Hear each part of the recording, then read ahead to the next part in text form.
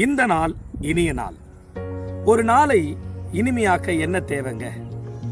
நிறைய பேர் சொல்லுவாங்க, என் வாழ்க்கையில பணம் இல்லாததுனால தான் என் வாழ்க்கை ரொம்ப கசப்பா இருக்கு.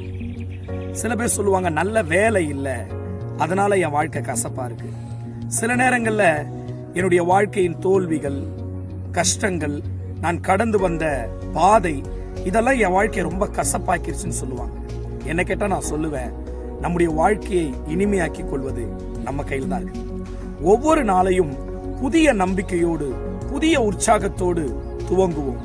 ஒருவேளை இதற்கு முந்தின ஆண்டு மிகப்பெரிய பிரச்சனைகள், கவலைகள், தோல்விகளை கண்டு கடந்து வந்திருக்கலாம். அதே எண்ணத்தோடு இந்த புது வருடத்தை நாம் அணுகக்கூடாது.